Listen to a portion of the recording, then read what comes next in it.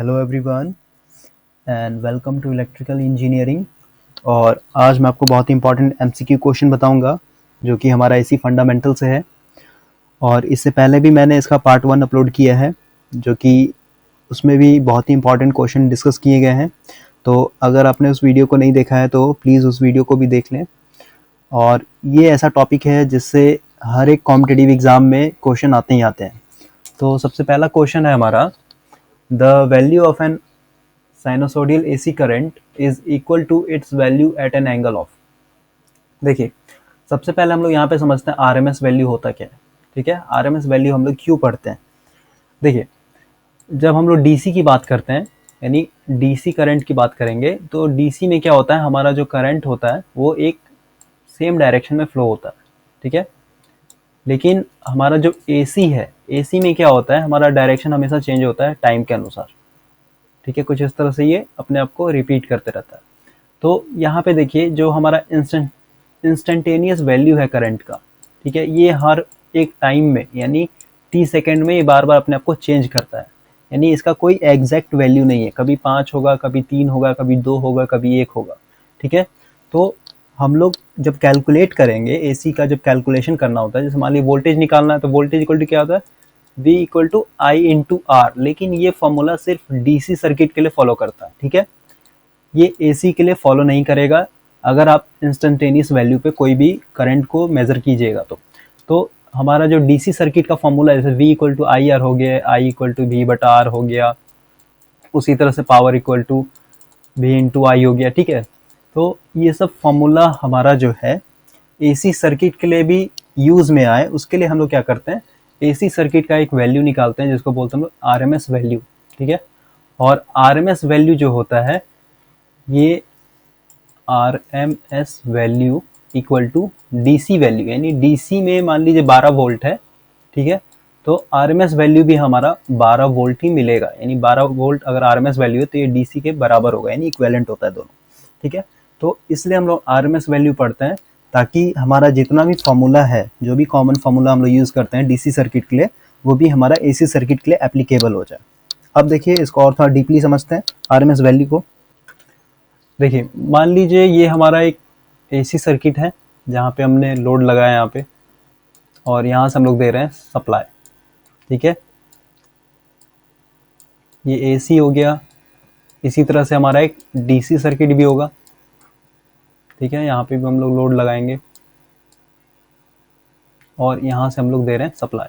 ठीक है, ये मान लीजिए हमारा सप्लाई, ये लोड है, ये भी हमारा लोड है। अब मान लीजिए यहाँ से हम लोग फ्लो कर रहे हैं आई एम्पियर, यानी इस सर्किट में हमारा एक आई एम्पियर फ्लो हो रहा है और इस सर्किट में भी आई एम्पियर फ्लो हो रहा है। तो डीसी में आपको पता है कि डीसी में जो करंट होता है, फिर वोल्टेज होता है, वो बैटरी पे, जो उसका बैटरी होगा या फिर जो भी उसका वोल्टेज सोर्स है, वहाँ पे डायरेक्ट लिखा रहता है 12 वोल्ट हो गया, या फिर 22 वोल्ट हो गया, 24 वोल्ट हो गया। ठीक है, तो ये जो वैल्यू है ये हम लोग का एग्जैक्ट वैल्यू होता है डीसी के लिए। लेकिन एसी में क्या होता है, इसका साइनोसोडियल वेव फॉर्म जब पढ़िएगा तो ये हमेशा चेंज होते रहता है, यानी वेरी करता है इंस्टेंट पे। एक एक टाइम पे जो है, यहाँ पे देखिए जब इंस्टेंट वैल्यू निकालिएगा इसका तो हमेशा ये चेंज करते रहता है। तो आरएमएस वैल्यू एक ऐसा वैल्यू है जो कि हमें एक फिक्स्ड वैल्यू देता है, यानी फिक्स्ड करंट देगा, फिक्स्ड वोल्टेज देगा। यानी मान लीजिए यहाँ पे अगर हमारा 12 एम्पियर का करंट फ्लो हो रहा है इस एसी सर्किट वाले के अंदर, ठीक है, तो इतना ही करंट जो है हमारा डीसी सर्किट में भी फ्लो होगा। ठीक है, यानी आरएमएस वैल्यू जो डीसी का वैल्यू होता है, दोनों इक्वल होता है। बस आपको इतना ही याद रखना है। और हम लोग आरएमएस वैल्यू इसलिए पढ़ते हैं ताकि जितना भी डीसी सर्किट का फॉर्मूला है, इंपॉर्टेंट जो भी हम लोग का फॉर्मूला है, वो एसी सर्किट के लिए भी एप्लीकेबल हो, जिससे कि हमारा कैलकुलेशन बहुत ही ईजी हो जाए। ठीक है, तो आई होप कि आपको समझ में आया होगा। और आरएमएस वैल्यू का मैं यहाँ पे डेफिनेशन दे रहा हूँ, आप वीडियो पॉज करके प्लीज़ पढ़ लीजिएगा ताकि आपको अच्छे से समझ में आए। तो ये आरएमएस वैल्यू का डेफिनेशन है, यहाँ पे सिंपल लैंग्वेज मैंने यहाँ पे डिस्कस किया है, तो प्लीज़ आप इसको पढ़ लें जिससे कि आपका कॉन्सेप्ट क्लियर हो जाएगा। अब हम लोग क्वेश्चन पे आते हैं। देखिए, क्वेश्चन बोल क्या रहा है कि आरएमएस वैल्यू जब हम लोग को मिलेगा तो उसका जो एंगल होगा, यानी जो ये यहाँ पे समझिए ग्राफ से, ये मान लीजिए हमारा एक साइनोसॉइडल वेवफॉर्म है। ठीक है, अब देखिए यहाँ पे सबको पता है कि जो पीक वैल्यू होता है यानी मैक्सिमम वैल्यू होता है, जैसे आई मैक्स हो गया यानी मैक्सिमम करंट हो गया, या फिर वी मैक्स हो गया मैक्सिमम वोल्टेज हो गया, तो ये किस डिग्री पे मिलेगा हम लोग को, ये 90 डिग्री पे मिलता है, ठीक है। यानी यहाँ पे यानी π/2, यानी π/2 पे हम लोग को क्या मिल रहा है, आई मैक्स का वैल्यू मिलता है। तो यहाँ पे यही क्वेश्चन बोला है कि आरएमएस वैल्यू जो हम लोग को मिलता है वो किस एंगल पे मिलता है, तो ये हम लोग को मिलता है 45 डिग्री के एंगल पे। अब कैसे मिलता है, देखिए आरएमएस वैल्यू का एक रिलेशन है, R M S equal to होता है आई मैक्स बाय √2, ठीक है। यहाँ पे पता होगा आपको ये √2, यानी आर एम एस हमारा कुछ नहीं है, इक्वल टू 1/√2 है, ठीक है। और यहाँ पे देखिए आई मैक्स को हम लोग क्या लिख सकते हैं, साइन 90 डिग्री लिखेंगे, ठीक है। उसी तरह हम लोग क्या करेंगे, आर एम एस के लिए भी हम लोग क्या लिखेंगे, साइन 1/√2 लिखेंगे। और हम लोग को पता है कि साइन 1/√2 क्या होता है हमारा, ये 45 डिग्री होता है, ठीक है। यानी अगर आपसे कभी भी क्वेश्चन पूछेगा कि मैक्सिमम वैल्यू कहाँ पे मिलता है, तो वो साइन 90 पे मिलेगा। अब साइन यहाँ पे मैं क्यों लिख रहा हूँ, क्योंकि ये हमारा साइनोसोडियल वेव फॉर्म है, ठीक है, इसलिए हम लोग यहाँ पे साइन लिखते हैं। और आरएमएस वैल्यू कब मिलेगा, तो वो साइन 1/√2 यानी हमारा 45 डिग्री एंगल पे हम लोग को आरएमएस वैल्यू मिलता है। चलिए नेक्स्ट क्वेश्चन है हमारा, देखिए क्वेश्चन बोल रहा है the negative maximum of A cosine wave occurs at.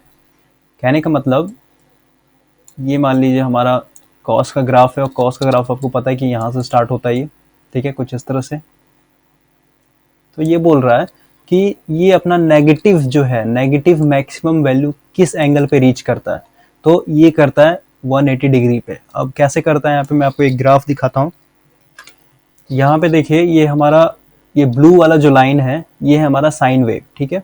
यानी साइन वेव हमारा 0 से स्टार्ट होता है और ये मैक्सिमम जो है 90 डिग्री पे आता है, फिर नेगेटिव मैक्सिमम जो है ये यहाँ पे देखिए 3π/2 पे आता है।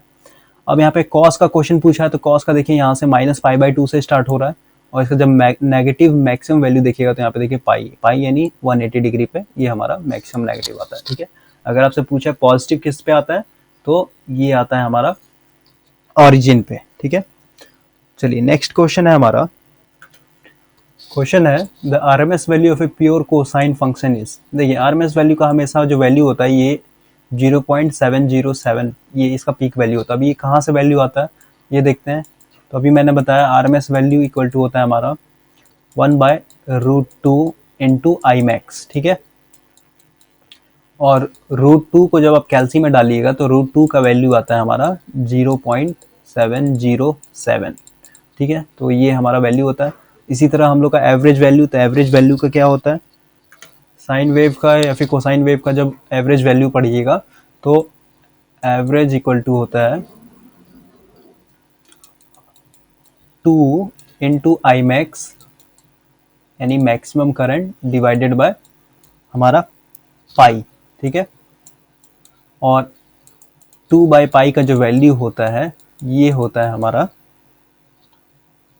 0.636, ठीक है। तो ये सब वैल्यू आपको याद रखना है। अगर ये वैल्यू आप याद रखते हैं तो फिर एग्जाम में आपके लिए बहुत ही ईजी हो जाएगा, क्योंकि कभी भी पूछेगा आरएमएस वैल्यू निकालना है फिर एमएक्स वैल्यू निकालना है, तो इस वैल्यू से आप डायरेक्ट इनटू करके या फिर डिवाइड करके आपका जो है आउटपुट मिल जाएगा। चलिए नेक्स्ट क्वेश्चन है हमारा, देखिए क्वेश्चन है कि एक हमारा इलेक्ट्रिक आयरन है जो कि 110 वोल्ट एसी सप्लाई पे काम करता है, और आउटपुट जो पावर देता है ये है हमारा 500 वाट, ठीक है। अब हम लोग 110 वोल्ट इसमें ना दे करके अब हम लोग इसको 220 वोल्ट सप्लाई दे रहे हैं। तो इस 220 वोल्ट सप्लाई पे जो हम लोग को पावर मिलेगा आउटपुट में वो कितना होगा। देखिए पहला केस लेके चलते हैं। यहाँ पे एक आयरन था जिसको हम लोग सप्लाई दे रहे थे 110 वोल्ट, ठीक है। तो 110 वोल्ट पे जो हम लोग को पावर दे रहा था कितना दे रहा था, 500 वाट। अब क्वेश्चन बोलता है कि हम लोग अब सप्लाई दे रहे हैं 220 वोल्ट, ठीक है। तो इस 220 वोल्ट में जो हम लोग का आयरन आउटपुट में पावर देगा वो कितना वाट होगा, ठीक है। यानी P इक्वल टू हम लोग को फाइंड आउट करना है। देखिए तो सबसे पहले हम लोग यहाँ से गिवन में जो दिया वहाँ से हम लोग लेके चलते हैं। तो पावर इक्वल टू एक फॉर्मूला होता है हमारा V² डिवाइडेड बाय R, ठीक है। तो देखिए पावर दिया हुआ है हमारा आयरन का, पावर है हमारा 500 वाट, ठीक है। इक्वल टू वी स्क्वायर, यानी 110 वोल्ट दे रहे थे पहले केस में, तो 110 का स्क्वायर, ठीक है, डिवाइडेड बाय आर। तो यहाँ से हम लोग का आर का वैल्यू फाइंड आउट हो जाएगा, यानी आयरन का जो रेजिस्टेंस है वो पता चल जाएगा। तो ये हो जाएगा हमारा 110 इंटू 110, यहाँ पे स्क्वायर है तो मैं 2 बार लिख दे रहा हूँ सीधा सीधा, डिवाइडेड बाय 500, ठीक है। और इसको सॉल्व करेंगे तो इसका वैल्यू आएगा 24.2 ओम, ठीक है, यानी ये रेजिस्टेंस जो है आयरन का है।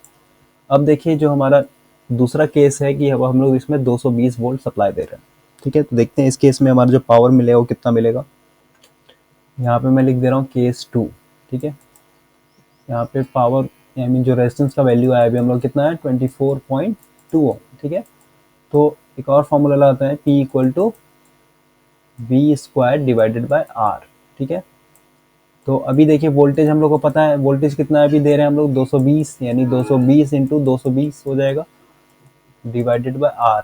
आयरन का जो रेजिस्टेंस है वो कितना है 24.2 ओम, और जब इसको सॉल्व करेंगे तो हम लोग को पावर का वैल्यू मिल जाएगा 2000 वाट, ठीक है। तो उस क्वेश्चन का आंसर हो जाएगा 2000 वाट, आंसर है इसका 2000 वाट, ठीक है। तो इस तरह से हम लोग सॉल्व करते हैं, बहुत ही बेसिक क्वेश्चन था। चलिए नेक्स्ट क्वेश्चन है हमारा, क्वेश्चन है the voltage of domestic supply is 220 volt. तो ये 220 वोल्ट हम लोग को क्या रिप्रेजेंट करता है, तो ये बेसिकली हमारा आरएमएस वैल्यू होता है, ठीक है। ये आपको याद रखना है हमेशा, किसी भी आयरन हो या फिर बल्ब हो, जो भी हम लोग रेटिंग करते हैं, जैसे मान लीजिए एक हमारा फिलामेंट बल्ब है, ठीक है। अब मार्केट में जाइएगा तो इसका एक रेटिंग होता है कि ये है 220 वोल्ट का बल्ब है और इसका रेटिंग है 100 वाट, ठीक है। तो ये जो 220 वोल्ट का जो रेटिंग होता है ये होता है हमारा आरएमएस वैल्यू, ठीक है। तो वो डोमेस्टिक सप्लाई हो या फिर किसी इक्विपमेंट का रेटिंग हो, हमेशा हम लोग रेटिंग करते हैं आरएमएस वैल्यू में, ठीक है। चलिए नेक्स्ट क्वेश्चन है हमारा, क्वेश्चन है in a circuit containing RLC power loss can be take place इन।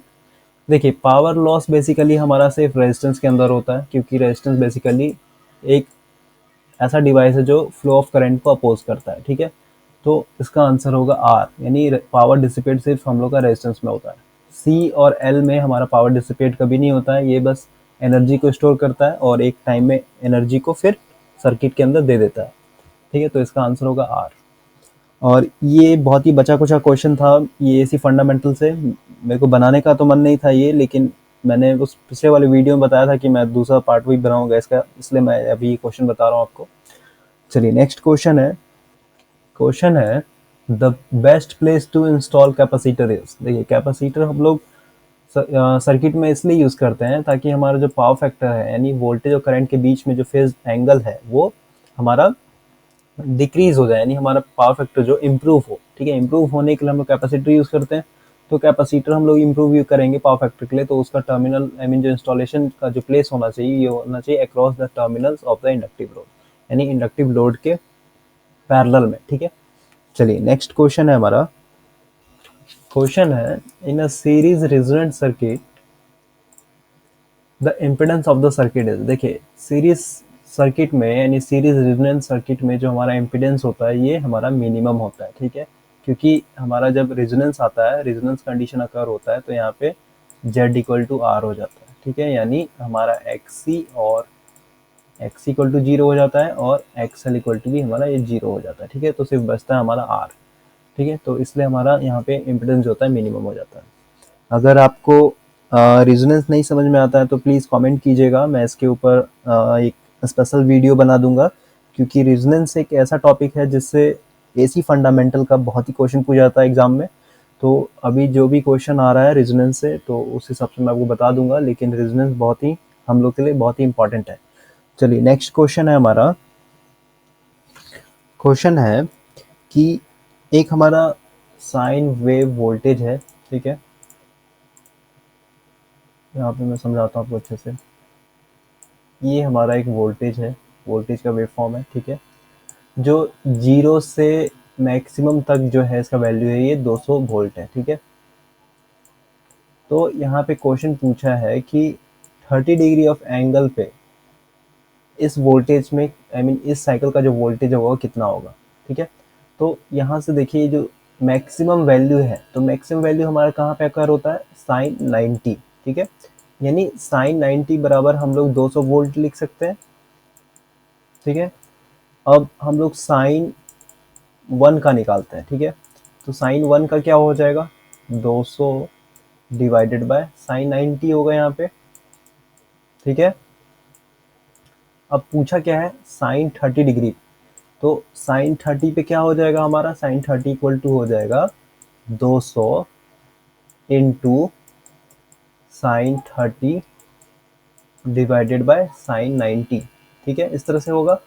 और जब हम लोग इसको कैल्सी में डाल के पुट करेंगे तो हमारा वैल्यू आ जाएगा 100 वोल्ट। तो इसका आंसर होगा सी, 100 वोल्ट। यानी साइन 30 डिग्री पे जो हमारा वोल्टेज मिलेगा ये मिलेगा 100 वोल्ट। तो ये बहुत ही कॉन्सेप्चुअल क्वेश्चन था। चलिए नेक्स्ट क्वेश्चन है हमारा। क्वेश्चन है, for the same peak value which one of the following wave has the least mean value. देखिए ये होता है हमारा हाफ वेव रेक्टिफायर्ड का, ठीक है। और अभी मैं आपको समझा नहीं पाऊंगा, इस वीडियो के लास्ट में मैं जितना भी हम लोग का ग्राफ है, जैसे साइनोसोडियल वेव फॉर्म हो गया, हाफ वेव फॉर्म हो गया, ट्रायंगुलर वेव फॉर्म हो गया, फिर स्क्वायर वेव फॉर्म हो गया, तो उसका मैं RMS value, average value, form factor, peak peak value जो भी होगा मैं आपको दे दूंगा, ठीक है। तो अभी आप इसको क्वेश्चन को स्किप करते हैं हम लोग। चलिए नेक्स्ट क्वेश्चन है।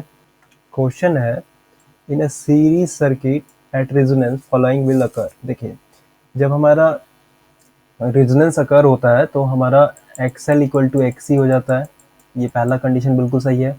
जेड इक्वल टू आर बिल्कुल सही है।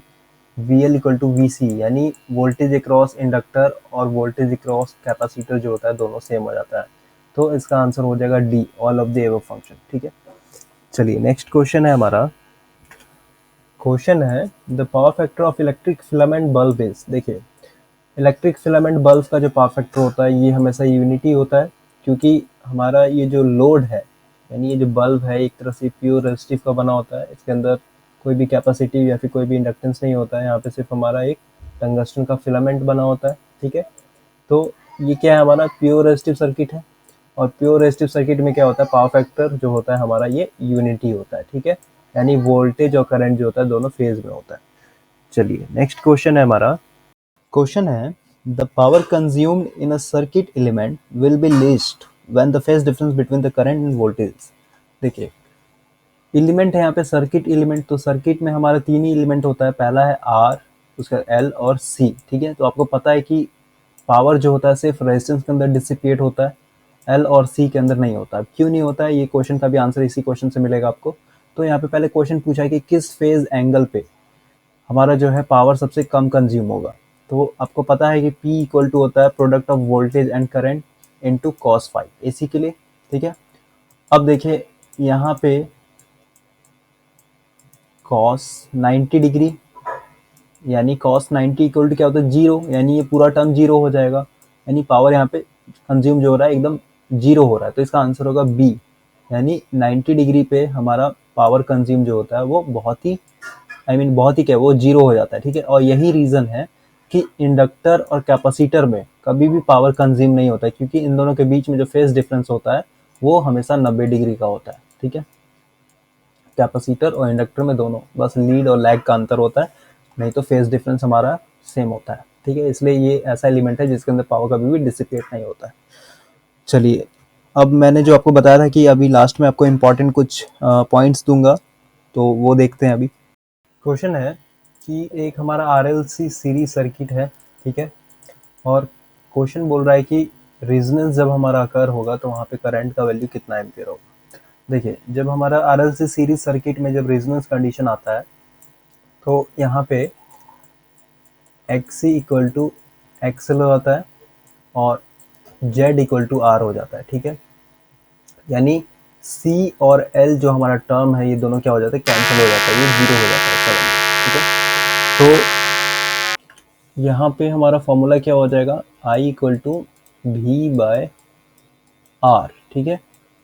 और V हमारा कितना है, 220 वोल्ट है, और R हमारा कितना है यहाँ पे 80 ओम, ठीक है। और जब सॉल्व करेंगे तो इसका वैल्यू हो जाएगा 0.25 एम्पियर। तो इसका आंसर होगा सी। ठीक है, तो आपको याद रखना है आरएलसी सीरीज सर्किट में हमारा जब रेजोनेंस अकर होता है तो एल और सी दोनों नेग्लेक्ट हो जाता है। चलिए नेक्स्ट क्वेश्चन है हमारा। देखिए क्वेश्चन बोल रहा है एक हमारा एसी सर्किट है जिसमें हम लोग इनपुट दे रहे हैं, पावर फैक्टर का वैल्यू यहाँ पे दिया हुआ है cos फाई इक्वल टू 0.8। ठीक है, उसके बाद हमारा केवीए भी दिया हुआ है यहाँ पे 40। ठीक है, यानी केवीए इक्वल टू 40। तो यहाँ पे पूछा है कि किलोवाट का वैल्यू क्या होगा। ठीक है, तो आपको एक रिलेशन पता होगा cos फाई इक्वल टू होता है हमारा किलोवाट यानी real power divided by total power यानी केवीए। और यहाँ से हम लोग किलोवाट जब क्रॉस मल्टीप्लिकेशन करके निकालेंगे तो क्या हो जाएगा, kilowatt equal to cos phi into KVA. ठीक है, और cos फाई का वैल्यू दिया हुआ है यहाँ पे हमारा 0.8 इंटू केवी भी हमारा दिया हुआ है 40, और इसको जब हम सॉल्व करेंगे तो इसका वैल्यू आ जाएगा 32 किलोवाट यानी सी। चलिए नेक्स्ट क्वेश्चन है हमारा।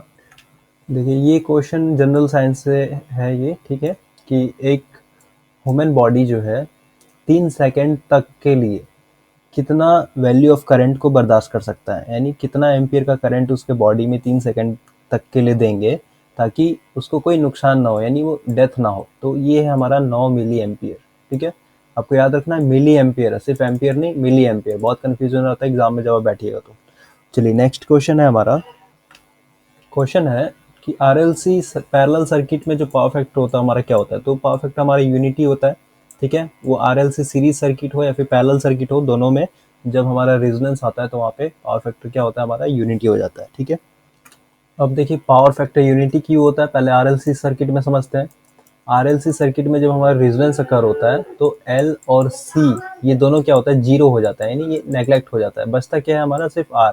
इसलिए हम लोग कहते हैं जेड इक्वल टू आर। ठीक है, ये कंडीशन आता है रेजोनेंस में सीरीज सर्किट में। तो यहाँ पे देखिए हमारा सिर्फ आर है, यानी रेजिस्टिव लोड हो जाता है, प्योर रेजिस्टिव लोड। तो प्योर रेजिस्टिव लोड में क्या होता है हमारा वोल्टेज और करंट जो होता है दोनों फेज में हो जाता है। ठीक है, तो इसके कारण हमारा पावर फैक्टर यूनिटी हो जाता है। इसी बेस पे हमारा पैरेलल सर्किट है। तो पैरेलल सर्किट में क्या होता है, यहाँ पे होता है एल बाय सी आर। ठीक है, यानी जो इफेक्टिव इम्पिडेंस होता है एल बाय सी आर, तो इस बेसिस पे भी हमारा पावर फैक्टर जो होता है यूनिटी हो जाता है। ठीक है, तो ये सब रिलेशन है, आपको याद रखना है। चलिए नेक्स्ट क्वेश्चन है हमारा। ये देखिए ये हमारा एक सर्किट है जिसमें हम लोग सप्लाई वोल्टेज दे रहे हैं 230 वोल्ट, और यहाँ पे हम लोग लगाए हैं एक एमीटर। ठीक है, तो क्वेश्चन बोलता है कि इस एमीटर में जो रीडिंग होगा यानी करंट का जो वैल्यू होगा वो कितना एम्पियर का होगा। तो देखिए कैसे फाइंड आउट करेंगे। यहाँ पे देखिए हेनरी में दिया हुआ हमारा इंडक्टेंस। ठीक है, तो यहाँ से हम लोग सबसे पहले निकालेंगे एक्सएल। एक्सएल इक्वल टू क्या होता है 2πfl। ठीक है, ये पता होगा आपको। अब यहाँ पे फ्रीक्वेंसी हमारा दिया नहीं है, तो फ्रीक्वेंसी जब नहीं रहता है क्वेश्चन में दिया होता है, यहाँ पे हम लोग हमेशा 50 हर्ट्ज अज्यूम करके चलते हैं। तो ये हो जाएगा 2π इंटू 50 इंटू 0.02, और इसको जब हम लोग सॉल्व करेंगे तो इसका वैल्यू आ जाएगा 6.2 ओम, आई मीन 28 ओम। ठीक है, यानी एक्सएल आ गया हमारा। अब देखिए, अब आपको पता है कि आई इक्वल टू होता है वी बाय आर। ठीक है, सॉरी यहाँ पे वी बाय आर, और आर की जगह हम लोग लिख सकते हैं ना वी बाय जेड, क्योंकि हमारे यहाँ पे इम्पिडेंस हो जाएगा। वी हमारा कितना है 230 वोल्ट। ठीक है, 230 वोल्ट डिवाइडेड बाय यहाँ पे जेड की जगह कितना हो जाएगा 6.28। अगर आप इसका जेड निकालिए तो जेड क्या हो जाएगा, Z equal to root under 6.28 का होल स्क्वायर कीजिएगा तो यही बचेगा हमारा वैल्यू, इसलिए मैंने यहाँ पे निकाला नहीं था। ठीक है, तो सिंपली आप इस तरह से पुट कर सकते हैं, और इसको निकालने की जरूरत भी नहीं है। मैं आपको थोड़ा डीपली में एक्सप्लेन कर रहा था इसलिए बता दिया। तो यहाँ से जो हमारा वैल्यू आएगा ये आ जाएगा डी 36.6 एम्पियर, यानी जो हमारा एमीटर रीड करेगा करंट वो होगा 36.6 एम्पियर का। चलिए नेक्स्ट क्वेश्चन है हमारा। क्वेश्चन बोल रहा है एट रेजोनेंस जब हमारा फ्रीक्वेंसी जो है लेस होगा। ठीक है, तो उस सिचुएशन में क्या होगा। तो देखिए इसका आंसर होगा हमारा बी। सीरीज सर्किट जो होता है हमारा कैपेसिटिव होता है, और पैरेलल सर्किट जो होता है हमारा इंडक्टिव होता है। अब कैसे होता है ये देखते हैं। पहले हम लोग आरएलसी सीरीज सर्किट को लेके चलते हैं। तो आरएलसी सीरीज सर्किट का जब रेजोनेंस ग्राफ पढ़िएगा आप, तो यहाँ पे ये मान लीजिए ये हमारा एफ है।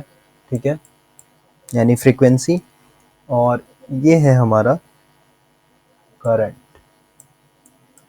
अब देखिए इसका जो ग्राफ होता है, यानी एक्सएल और एक्सी का जो ग्राफ होगा वो कुछ इस तरह से होता है। ये सीरीज के लिए मैं बता रहा हूँ। अब देखिए मान लीजिए हमारा रेजोनेंस यहाँ पे अकर कर रहा है, ठीक है, इस फ्रीक्वेंसी पे हमारा रेजोनेंस अकर कर रहा है, यानी इसको मैं F0 से डिनोट कर रहा हूँ और यहाँ से मैं एक स्ट्रेट लाइन खींचता हूँ, ठीक है। देखिए और यहाँ पे हमारा 0 है फ्रीक्वेंसी का वैल्यू। अब पहले एक्सी के केस में लेके चलते हैं। एक्सी इक्वल टू क्या होता है 1/2 पाई FC, ठीक है।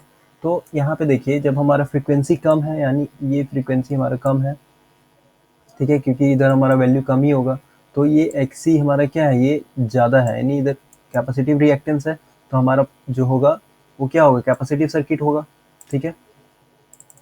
और यहाँ से एक और कैपेसिटिव सर्किट तो होगा ही होगा, प्लस इधर जो हमारा पावर फैक्टर होगा वो लीडिंग होगा, ठीक है, यानी पावर फैक्टर हमारा लीड होगा। और जैसे ही रेजोनेंस फ्रीक्वेंसी से एबव हमारा फ्रीक्वेंसी जाएंगे तो इधर हमारा पावर फैक्टर लैग हो जाता है और इधर हमारा इंडक्टिव सर्किट की तरह काम करता है, ठीक है। तो ये हमारा बहुत ही इंपॉर्टेंट पॉइंट है। और जब RLC सीरीज सर्किट समझ जाइएगा रेजोनेंस में, तो इसका जस्ट अपोजिट हमारा RLC जो होता है पैरेलल सर्किट होता है, ठीक है। तो इसका आंसर हो जाएगा बी, सीरीज सर्किट अगर कैपेसिटिव है तो पैरेलल सर्किट में जस्ट इसका अपोजिट हो जाता है, यानी इंडक्टिव हो जाएगा, ठीक है। तो आई होप कि ये आपको समझ में आया हो। चलिए नेक्स्ट क्वेश्चन है हमारा, और मैं अभी फिर से बोल रहा हूँ आपको कि अगर आप लोग को RLC सर्किट नहीं समझ में आता है तो मुझे बताइएगा कमेंट करके, मैं आपके लिए स्पेशल वीडियो बना दूंगा। क्वेश्चन है, एक सीरीज रेजोनेंट सर्किट है, ठीक है, जिसका फ्रीक्वेंसी 150 पे कैपेसिटिव की तरह बिहेव कर रहा है, ठीक है, यानी 150 फ्रीक्वेंसी जो है हमारा, तो हमारा सर्किट जो है कैपेसिटिव है, ठीक है। अब क्वेश्चन बोलता है कि हमारा ये इंडक्टिव सर्किट कब बिहेव करेगा, तो ये हमारा जो है फ्रीक्वेंसी जो 150 हर्ट्ज से ज़्यादा होगा तब हमारा सर्किट जो है इंडक्टिव बन जाएगा। क्यों? क्योंकि अभी मैंने आपको ग्राफ से बताया कि ये अगर हमारा फ्रीक्वेंसी है और ये हमारा करंट है, और इस फ्रीक्वेंसी पे मान लीजिए हमारा रेजोनेंस अकर कर रहा है, तो यहाँ पे ग्राफ कुछ इस तरह से मैंने बताया था आपको अभी, ठीक है। तो रेजोनेंस फ्रीक्वेंसी अभी क्या है 150 हर्ट्ज, यानी इधर होगा हमारा, क्योंकि अभी मैंने बताया कि लेफ्ट साइड में हमारा कैपेसिटिव सर्किट होता है, यानी 150 हर्ट्ज मान लीजिए इधर है, ठीक है, कहीं यहाँ पे होगा 150 हर्ट्ज, यानी इंडक्टिव सर्किट कब बिहेव करेगा, जब हमारा इस इधर आएगा, यानी 150 हर्ट्ज से ज़्यादा होगा, तभी हमारा इंडक्टिव सर्किट का बिहेव करने लगेगा। तो इसका आंसर होगा ए। चलिए नेक्स्ट क्वेश्चन है हमारा। देखिए क्वेश्चन बोल रहा है कि अल्टरनेटिंग करंट में अल्टरनेटिंग वोल्टेज है हमारा, ठीक है, उसका इंसुलेशन किसके ऊपर डिपेंड करता है, यानी जब हम लोग इंसुलेशन बनाते हैं तो वो किस वैल्यू को लेकर के हम लोग इंसुलेशन बनाते हैं, तो वो हमेशा होता है पीक वैल्यू को, ठीक है, यानी पीक वैल्यू पे हमारा इंसुलेशन डिपेंड होता है। क्यों होता है पीक वैल्यू पे? क्योंकि पीक वैल्यू ही हमारा एक ऐसा वैल्यू है जो जहाँ पे हमारा करंट और वोल्टेज सबसे मैक्सिमम राइज करता है, ठीक है, यानी यहाँ पे इस पॉइंट पे। तो यहाँ तक का वोल्टेज मान लीजिए 250 वोल्ट है, तो 250 वोल्ट का कैपेसिटी मतलब इंसुलेशन हम लोग का बर्दाश्त करना चाहिए, तभी वो टिका हुआ रहेगा, नहीं तो क्या हो जाएगा, ब्रेक डाउन हो जाएगा। तो इंसुलेशन हम लोग हमेशा पीक वैल्यू पे बनाते हैं। चलिए नेक्स्ट क्वेश्चन है हमारा। क्वेश्चन है कि डीसी सर्किट के अंदर जो पावर फैक्टर होता है वो क्या होता है। तो डीसी सर्किट में पावर फैक्टर हमेशा यूनिटी होता है, और यूनिटी क्यों होता है ये जानते हैं। तो सबसे पहले यहाँ पे पावर फैक्टर का डेफिनेशन समझते हैं कि पावर फैक्टर होता क्या है।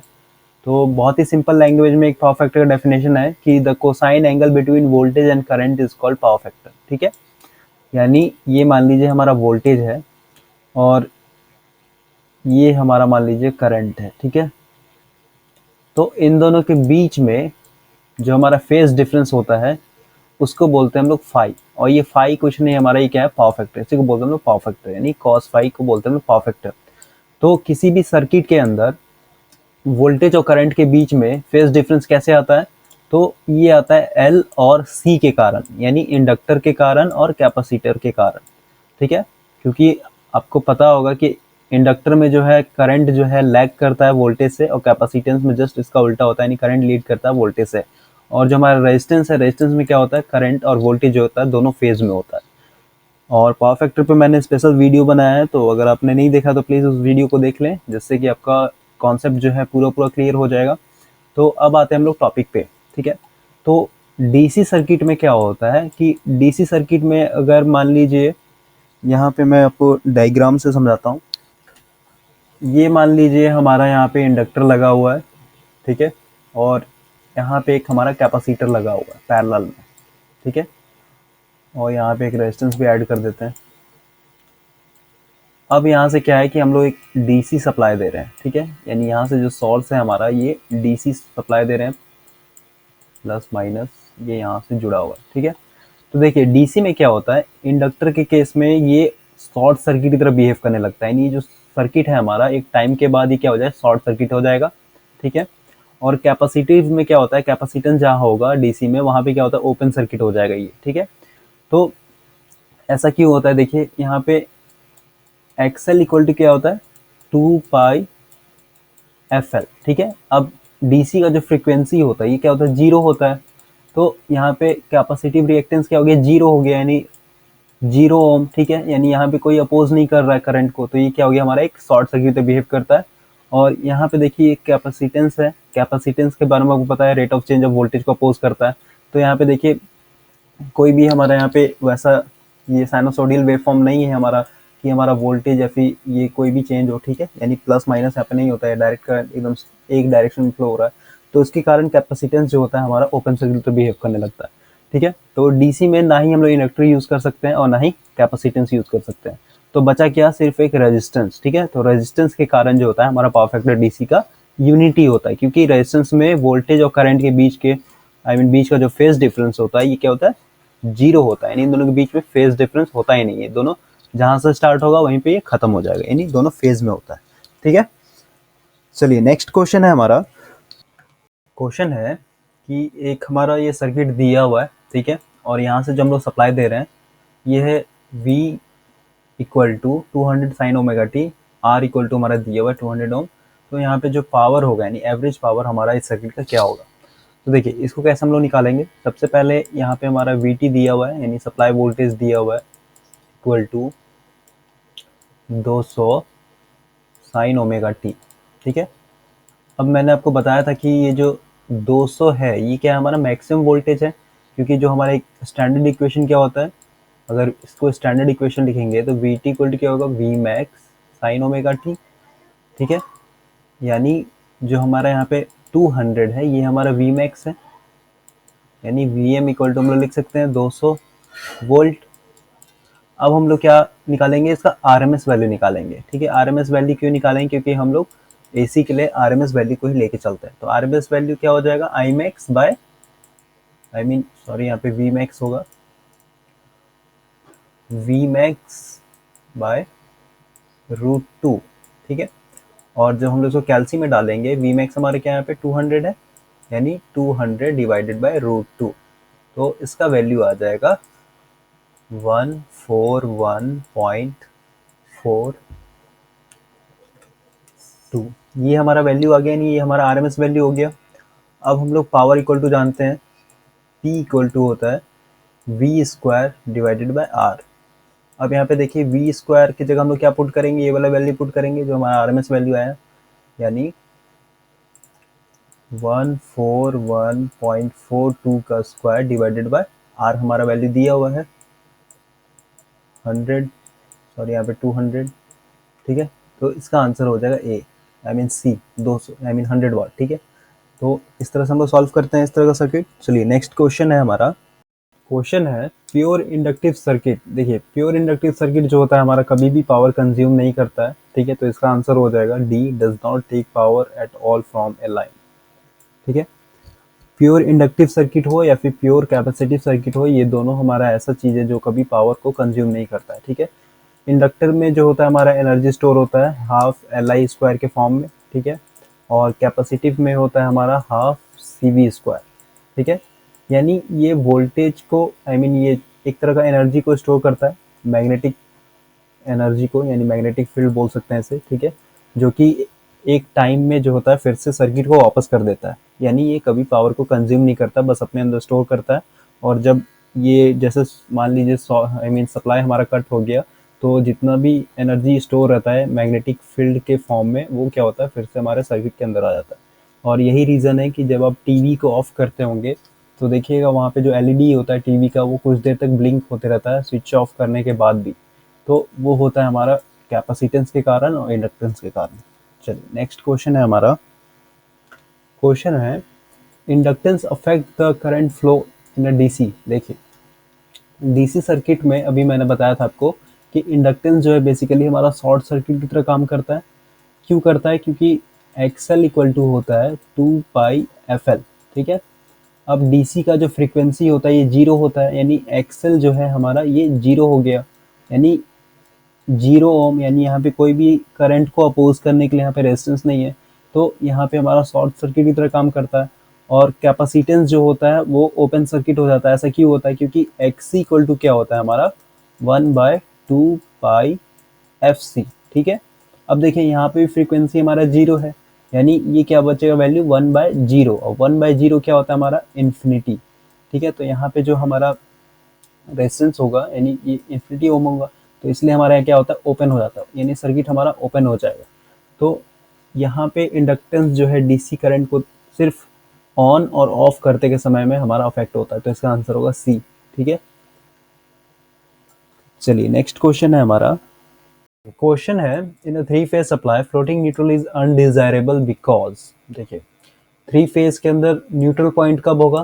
सिंपल सी बात है, जब हमारा स्टार कनेक्शन होगा। ठीक है, तो देखिए ये मान लीजिए हमारा स्टार कनेक्शन है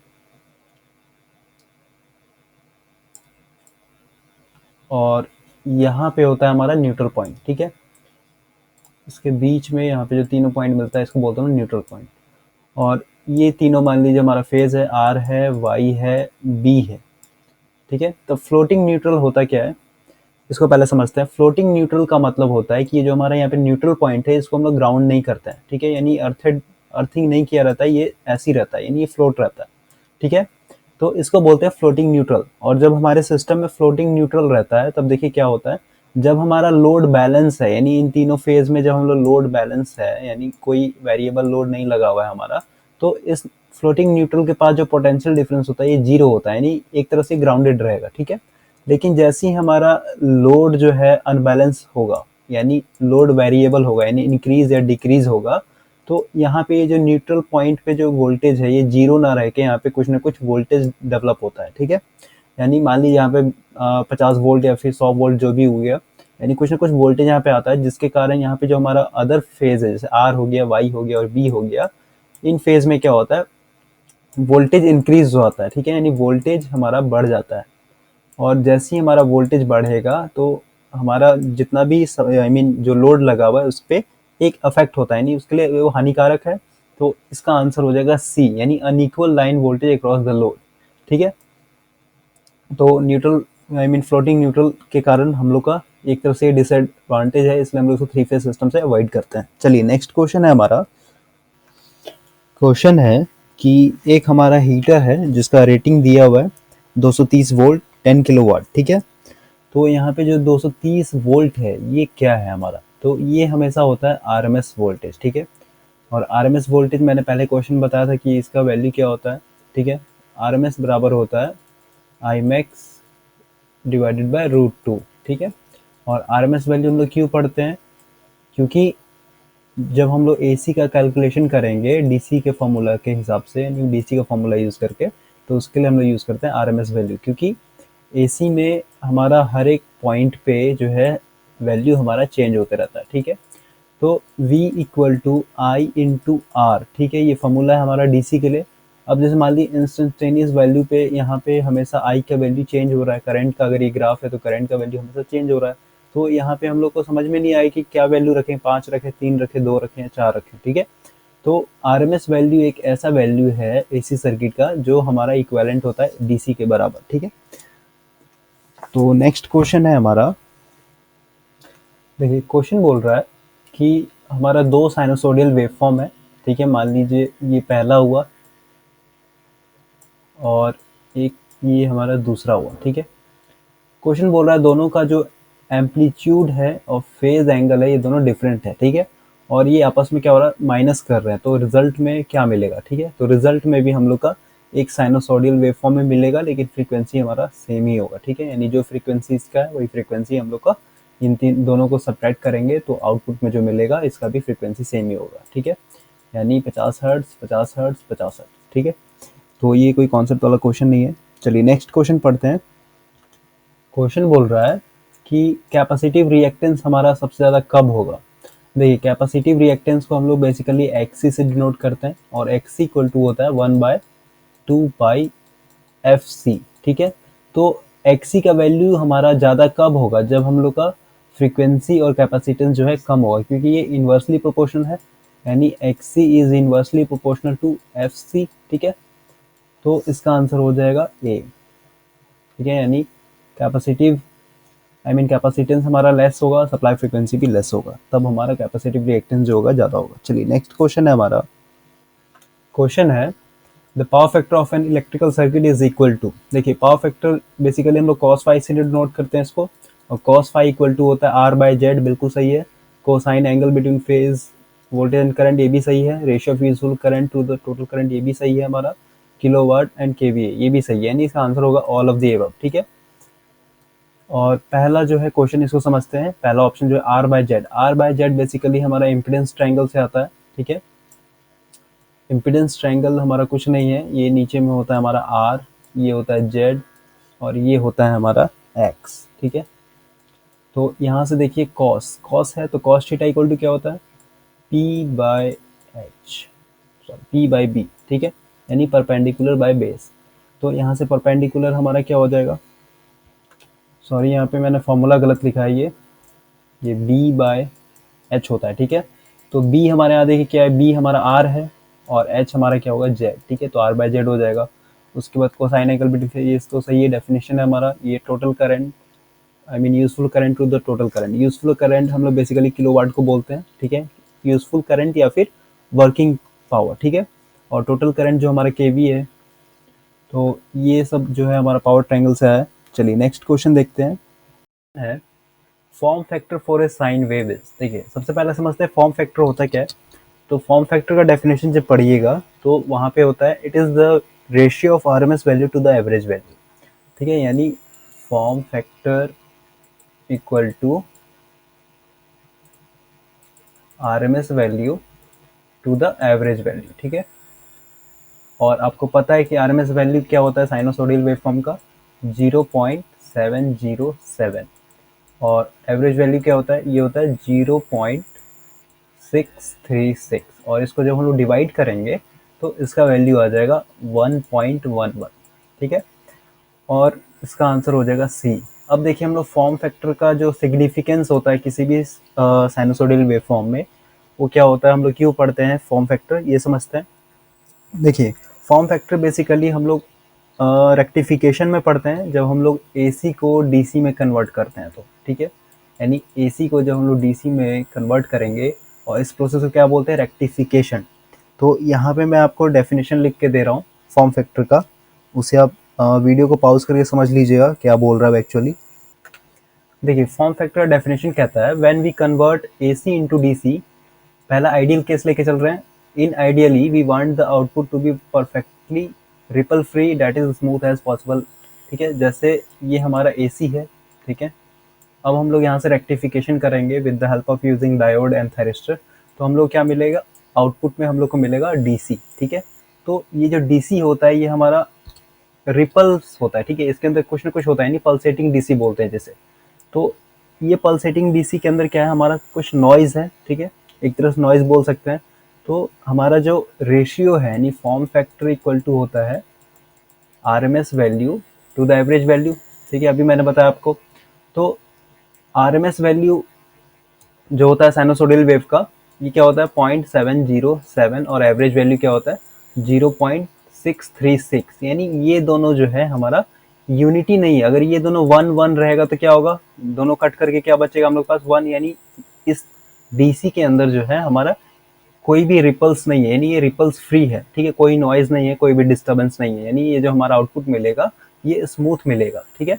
लेकिन एसी में ऐसा नहीं होता है। एसी में क्या होता है हमारा, देखिए आरएमएस वैल्यू कुछ है और ये एवरेज वैल्यू हमारा कुछ है। तो यहाँ पे हमारा क्या मिलता है वैल्यू 1.11। तो ये जो 1.11 जो इंडिकेट करता है, इसका मतलब है कि आई मीन साइनोसॉडियल वेव फॉर्म को जब डीसी में कन्वर्ट करेंगे तो उसके अंदर कुछ ना कुछ रिपल्स होते ही होते हैं, ठीक है। तो यही रीज़न है और इसी के लिए हम लोग पढ़ते हैं फॉर्म फैक्टर। और देखिए यहाँ पे एक एग्जांपल में दिया हुआ है, तो square wave upon rectification will have a unity form factor, ठीक है। यानी अगर स्क्वायर वेव का अगर आप रेक्टिफिकेशन करते हैं तो फॉर्म फैक्टर आपका हमेशा 1 मिलेगा, ठीक है। यानी उसके अंदर रिपल्स नहीं होंगे, यानी वो प्योर वेव फॉर्म होता है। लेकिन साइनोसॉडियल वेव फॉर्म में देखिए फॉर्म फैक्टर क्या होता है, 1.1107, ठीक है। इसका मतलब है हमारे पास अनवांटेड रिपल्स उस आई मीन डीसी के अंदर होते ही होते हैं, ठीक है। तो इसलिए हम लोग पढ़ते हैं फॉर्म फैक्टर। फॉर्म फैक्टर आपसे कोई क्वेश्चन पूछे क्यों पढ़ते हैं हम लोग, तो आप सिंपली बताइएगा रेक्टिफिकेशन प्रोसेस में हमारे आउटपुट में, यानी जो रेक्टिफाइड सिग्नल मिलता है, आउटपुट मिलता है, उसके अंदर हमारा कुछ ना कुछ रिपल्स होता है और वही इंडिकेट करता है कि उसके अंदर कितना रिपल्स है, वो फॉर्म फैक्टर के ऊपर डिपेंड होता है। तो ये वीडियो को पॉज करके ये पूरा पैराग्राफ पढ़ लीजिएगा, ये बहुत ही इंपॉर्टेंट है और ये इंटरव्यू बेस्ड क्वेश्चन है। चलिए नेक्स्ट क्वेश्चन है हमारा। देखिए इस तरह के प्रॉब्लम को सॉल्व करने के लिए सबसे पहले हम लोग क्या करना पड़ेगा, इम्पीडेंस निकालना पड़ेगा, ठीक है। यानी किसी भी सर्किट में जब आर हो या फिर एल हो या फिर सी हो, तो वहाँ पे क्या करते हैं हम लोग, पहले इम्पीडेंस फाइंड आउट करते हैं, ठीक है। तो इम्पीडेंस फाइंड आउट करने के लिए हमारा इम्पीडेंस का फॉर्मूला क्या होता है, Z equal to root under R square plus, यहाँ पे देखिए एक्सएल माइनस एक्सी, नहीं तो फिर एक्सी माइनस एक्सएल होता है। ये डिपेंड करता है कि किसका वैल्यू ज़्यादा है। अगर एक्सएल का वैल्यू ज़्यादा होगा तो एक्सएल से माइनस करेंगे और एक्सी का वैल्यू ज़्यादा होगा तो एक्सी को माइनस करेंगे, ठीक है। तो यहाँ पे सबसे पहले हम लोग क्या निकालना पड़ेगा, एक्सएल और एक्सी निकालना पड़ेगा, ठीक है। तो यहाँ पे देखिए वैल्यू दिया हुआ है, एल इक्वल टू इतना और सी इक्वल टू माइक्रोफराड है, ठीक है। तो इसको पहले कन्वर्ट करते हैं हम लोग, एक्सएल इक्वल टू क्या होता है, 2πfl, ठीक है। अब देखिए 2 इंटू पाई, अब देखिए यहाँ पे f, अब f का वैल्यू तो यहाँ पे दिया हुआ नहीं, यानी फ्रीक्वेंसी नहीं दिया हुआ है, तो क्या हम लोग 50 एज्यूम करके चलेंगे, ठीक है। और l देखिए, l का वैल्यू यहाँ पे दिया हुआ है 0.06 हेनरी, ठीक है। और जब हम लोग इसको कैल्सी में डालेंगे तो इसका वैल्यू आ जाएगा 188.4 ओम, ठीक है। ये आ गया हमारा एक्सएल। उसी तरह से हम लोग निकालेंगे एक्सी भी निकाल लेंगे। तो एक्सी इक्वल टू क्या होता है, ये जस्ट इनवर्स हो जाता है 1/2πfc, ठीक है। अब देखिए यहाँ पे क्या हो जाएगा 1/2 इंटू पाई इंटू 50, क्योंकि फ्रीक्वेंसी हमारा 50 है। उसके बाद यहाँ पे देखिए एफ का वैल्यू यहाँ पे देखिए माइक्रो फ्राड में दिया हुआ है, ठीक है। तो इसको क्या करेंगे, पहले फ्राड में चेंज करेंगे, तो ये क्या हो जाएगा, एफ इक्वल टू 0.06 इंटू 10⁻⁻6 हो जाएगा, क्योंकि ये माइक्रो में है। और इसका वैल्यू हम लोग यहाँ पे पुट कर देंगे, ठीक है, इंटू 0.06 इंटू 10⁻⁻6। और इसको कैल्सी में जब सॉल्व करेंगे तो इसका वैल्यू आएगा 53078, ठीक है, पॉइंट 5, ठीक है। यहाँ पे मैं डायरेक्ट 6 कर रहा हूँ, इतना ओम आया, ठीक है। अब देखिए अभी जो मैं आपको क्या बोल रहा था, यहाँ पे देखिए अब हमारा एक्सी का जो वैल्यू है बहुत ज़्यादा है, यानी एक्सी का वैल्यू हमारा ये ज़्यादा है एक्सेल से। तो सबसे पहले यहाँ पे फॉर्मूला क्या हो जाएगा हमारा, ये फॉर्मूला चेंज हो जाएगा, जेड इक्वल टू जो आर था वो वैसे को वैसे ही रहेगा, आर स्क्वायर प्लस यहाँ पे देखिए एक्सी माइनस एक्सएल हो जाएगा, क्योंकि एक्सएल का वैल्यू जो है बहुत कम है लेकिन एक्सी हमारे यहाँ पे बड़ा हुआ है। तो जो बड़ा होता है उस हम लोग को माइनस करते हैं और इसको जब वैल्यू पुट करेंगे कैल्सी में तो हमारा जेड का वैल्यू आ जाएगा। और जेड का वैल्यू आएगा हमारा, यहाँ पे देखिए थोड़ा सा फॉर्मूला यहाँ पे मिस्टेक हो गया, यहाँ पे स्क्वायर होता है, ठीक है, यहाँ पे स्क्वायर कर लीजिएगा। और इसको जब हम लोग वैल्यू पुट करेंगे कैल्सी में तो इसका समथिंग वैल्यू आएगा, ठीक है। कुछ भी है, अभी मैं सॉल्व नहीं कर रहा हूँ क्योंकि ये काफ़ी ज़्यादा लंबा हो जाएगा। अब देखिए हमारा पावर फैक्टर इक्वल टू क्या होता है, cos फाई इक्वल टू होता है r बाय जेड, ठीक है। ये हमारा एक फॉर्मूला होता है। तो r का वैल्यू दिया हुआ है, z का वैल्यू दिया हुआ है। जब हम लोग इसको निकालेंगे तो यहाँ पे जो वैल्यू आएगा, अगर पॉजिटिव आता है तो हमारा क्या हो जाएगा, यानी 1 से ज़्यादा होगा तो वो लीडिंग हो जाएगा और 1 से कम होगा तो लैगिंग हो जाएगा, ठीक है। तो यहाँ से हमारा आ जाएगा आंसर लीडिंग, ठीक है। इसको आप सॉल्व कर लीजिएगा, इसका आंसर होगा लीडिंग। चलिए नेक्स्ट क्वेश्चन है हमारा। क्वेश्चन है कि मैग्नेटाइजिंग करंट का जो पावर फैक्टर होता है ट्रांसफार्मर में वो क्या होता है, तो इसका आंसर है 0, यानी मैग्नेटाइजिंग करंट का पावर फैक्टर हमेशा 0 होता है। और यहाँ पे समझते हैं मैग्नेटाइजिंग करंट होता क्या है। देखिए किसी भी मोटर में या फिर हमारा इंडक्शन मोटर हो या फिर ट्रांसफार्मर हो, ठीक है, जो हमारा मैग्नेटिक फील्ड बनता है, ठीक है, Faraday law of electromagnetic induction principal क्या कहता है, किसी भी मैग्नेटिक फील्ड के अंदर जब हम लोग करंट कैरिंग कंडक्टर को रखते हैं तो वहाँ पे क्या होता है, ईएमएफ इंड्यूस होता है, ठीक है। तो हम लोग को सबसे पहले क्या करना है, एक मैग्नेटिक फील्ड बनाना होता है। अब मैग्नेटिक फील्ड जो बनेगा इसके लिए क्या चाहिए, हम लोग को एक करंट चाहिए, ठीक है। तो ये जो करंट होता है इसको बोलते हैं हम लोग मैग्नेटाइजिंग करंट, यानी फील्ड बनाने के लिए जो हम लोग करंट यूज करते हैं मोटर में या फिर ट्रांसफार्मर में, उसको बोलते हैं मैग्नेटाइजिंग करंट, ठीक है। और इस मैग्नेटाइजिंग करंट का जो पावर फैक्टर होता है ये हमेशा 0 होता है, और यही रीज़न है कि ट्रांसफार्मर हो या फिर इंडक्शन मोटर हो, उसका power factor at no load, यानी जब हमारा ट्रांसफार्मर लोड नहीं लगा हुआ है या फिर इंडक्शन मोटर में हम लोग कोई भी लोड नहीं लगाया हुआ है, तो उसका पावर फैक्टर जो होता है बहुत ही पुअर होता है, ठीक है, यानी नो लोड पे पावर फैक्टर हमारा पुअर होता है, ठीक है। तो ये आपको याद रखना है। और जैसे जैसे हमारा लोड इंक्रीज होता है वैसे वैसे पावर क्या होता है हमारा, पावर फैक्टर इंप्रूव होते जाता है, ठीक है। क्वेश्चन है कि एक हमारा आरएल सर्किट है, ठीक है, ये मान लीजिए हमारा एल है, ये आर है, यहाँ पे एल का वैल्यू दिया हुआ है 2 हेनरी, आर का भी वैल्यू दिया हुआ है 20 ओम, ठीक है। तो यहाँ पे पूछ रहा है कि इस सर्किट का जो टाइम कांस्टेंट होगा वो क्या होगा, कितना सेकंड होगा। तो देखिए आरएल सर्किट में जो टाइम कांस्टेंट होता है ये होता है एल बाय आर, ठीक है, ये फॉर्मूला होता है, ये आपको याद रखना है। और एल का वैल्यू यहाँ पे दिया हुआ है 2 हेनरी डिवाइडेड बाय 20, ठीक है। और जब हम लोग इसको सॉल्व करेंगे तो इसका वैल्यू आएगा 0.1 सेकेंड, तो इसका आंसर होगा बी।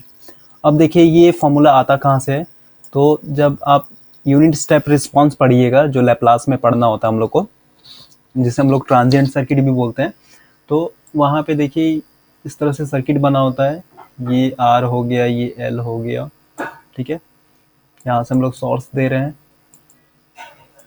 और इसका जब हम लोग केवीएल लगाएंगे, केवीएल लगा करके फिर लैप्लास निकालेंगे, फिर लैप्लास निकाल करके आईएस वैल्यू जब निकालते हैं तो यहाँ से हम लोग को एक रिलेशन मिलता है, ये होता है v equal to v by are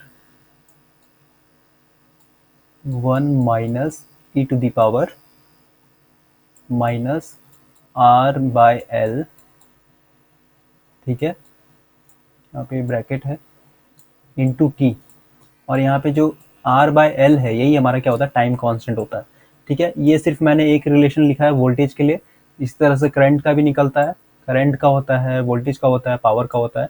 तो यहाँ पे आर एल सर्किट के लिए जो यहाँ पे आर बाय एल है यही हमारा क्या होता है, टाइम कांस्टेंट होता है, ठीक है। तो यहाँ से फॉर्मूला आता है हमारा। और अगर आरसी सर्किट होगा, यानी एक हमारा आर है और एक सी है, तो ऐसे सर्किट के लिए जो टाइम कांस्टेंट होगा हमारा ये हो जाता है सीधे सीधे आरसी, यानी रेजिस्टेंस का वैल्यू और कैपेसिटेंस का वैल्यू जो होता है वो इनटू हो जाता है। चलिए नेक्स्ट क्वेश्चन है हमारा। देखिए यहाँ पे क्वेश्चन पूछ रहा है कि आरसी सर्किट का जो टाइम कांस्टेंट होता है वो क्या होता है। तो अभी मैंने बताया आपको कि आर इंटू सी हो जाता है, तो इसका आंसर होगा सी, ठीक है। अब नेक्स्ट क्वेश्चन है हमारा। क्वेश्चन है कि एक साइन वेव का पीक वैल्यू दिया हुआ है, यानी आई मैक्स हमारा दिया हुआ है, सॉरी ये वी मैक्स होगा क्योंकि ये वोल्टेज है, तो फिर यहाँ पे हम लोग वी मैक्स लिखेंगे, यानी वी एम हमारा दिया हुआ है 200 वोल्ट, और क्वेश्चन पूछ रहा है कि इसका एवरेज वैल्यू क्या होगा। तो देखिए साइनोसोडियल वेव फॉर्म में एवरेज वैल्यू इक्वल टू क्या होता है, यानी वी एवरेज इक्वल टू होता है 2 इंटू आई मैक्स, सॉरी यहाँ पे वी मैक्स होगा, सॉरी मैं बार बार आई मैक्स बोल रहा हूँ यहाँ पे वी मैक्स, ठीक है, डिवाइडेड बाय पाई। और यहाँ पे देखिए वी मैक्स हमारा दिया हुआ है 200 वोल्ट है, तो यहाँ पे क्या होगा 2 इंटू 200 डिवाइडेड बाई पाई, और इसको जब हम लोग सॉल्व करेंगे तो इसका वैल्यू आ जाएगा 127.4 वोल्ट, ठीक है। तो इस तरह से हम लोग सॉल्व करते हैं। चलिए नेक्स्ट क्वेश्चन है हमारा। देखिए क्वेश्चन है कि एक हमारा आरएलसी सर्किट है जिसमें आर का वैल्यू दिया हुआ है, एल का वैल्यू भी दिया हुआ है, और सी का वैल्यू भी हमारा दिया हुआ है। तो इस सर्किट का जो पावर फैक्टर होगा वो क्या होगा, जीरो, लैगिंग, लीडिंग या फिर यूनिटी। जैसा मैंने बताया था कि लास्ट में आपको बहुत ही इंपॉर्टेंट पॉइंट्स बताऊंगा मैं। तो ये देखिए साइन वेव है हमारा, साइन वेव का ये आई मैक्स वैल्यू होता है और आर एम एस वैल्यू का ये फॉर्मूला होता है, ठीक है। उसके बाद यहाँ पे एवरेज वैल्यू भी दिया हुआ है, और यहाँ पे देखिए फॉर्म फैक्टर है और यहाँ पे पीक फैक्टर, ठीक है। तो ये सब आपको याद करना है, और ये सब अगर आप याद कर लेते हैं तो किसी भी कॉम्पिटिटिव में अगर बेसिक पूछता है तो वो आपसे ईजिली बन जाएगा। ठीक है, और भी वेव फॉर्म का देखते हैं। अगर हाफ वेव का देखिए, हाफ वेव का यहाँ पे आरएमएस वैल्यू दिया हुआ है, एवरेज वैल्यू भी दिया हुआ है हमारा, और यहाँ पे फॉर्म फैक्टर, उसके बाद फिर पीक फैक्टर दिया हुआ है। उसका फुल वेव रेक्टिफिकेशन का देखिए, और फुल वेव और साइन वेव दोनों सेम है, तो आपको याद करने की कोई जरूरत नहीं, एक याद कर लीजिए, बाकी दोनों सेम ही होता है हम लोग का। ठीक है, उसके बाद रेक्टेंगुलर वेव फॉर्म का देखिए, रेक्टेंगुलर वेव फॉर्म बहुत ही इंपॉर्टेंट है। उसके बाद ये एक ऐसा वेव फॉर्म है जिसका फॉर्म फैक्टर और पीक फैक्टर दोनों यूनिटी होता है, यानी 1 1 होता है। इसलिए अभी मैंने बताया था आपको कि जो फॉर्म फैक्टर होता है ये डिपेंड करता है रेक्टिफिकेशन प्रोसेस पे, जितना भी रिपल्स होगा आउटपुट में ये फॉर्म फैक्टर पे ही डिपेंड होता है। ठीक है, तो स्क्वायर वेव एक ऐसा वेव है, इसको स्क्वायर वेव या फिर रेक्टेंगुलर वेव भी बोलते हैं हम लोग। ठीक है, एक ऐसा वेव है जिसमें हमारा, अगर हम लोग रेक्टिफिकेशन करते हैं यानी एसी को डीसी में कन्वर्ट करते हैं, तो वहाँ पे हम लोग को एकदम स्मूथ ग्राफ मिलता है। ठीक है, यानी उसमें कोई भी रिपल्स नहीं होता, कोई भी नॉइज नहीं होता है। उसके बाद हमारा ट्रायंगुलर वेव फॉर्म देखिए, ट्रायंगुलर वेव फॉर्म का जो आरएमएस वैल्यू एवरेज वैल्यू होता है वो क्या होता है। देखिए ये जो लास्ट है ये हमारा ट्रायंगुलर वेव का है। ठीक है, ट्रायंगुलर वेव फॉर्म का आरएमएस वैल्यू है और एवरेज वैल्यू है, तो ये सब आपको याद करना है, ये बहुत ही इंपॉर्टेंट है। अब एक और जो हम लोग के लिए इम्पोर्टेंट है वो देख लेते हैं। लास्ट है हमारा, ये देखिए यहाँ पे कुछ इंपॉर्टेंट पॉइंट्स हैं जो कि सीरीज और पैरेलल रेजोनेंट सर्किट से है, ये सब आपको इंपॉर्टेंट पॉइंट याद रखना है, और यहाँ से डायरेक्ट क्वेश्चन आता है एग्जाम में। तो आज के लिए इतना ही। Thank you for watching this video, see you next time.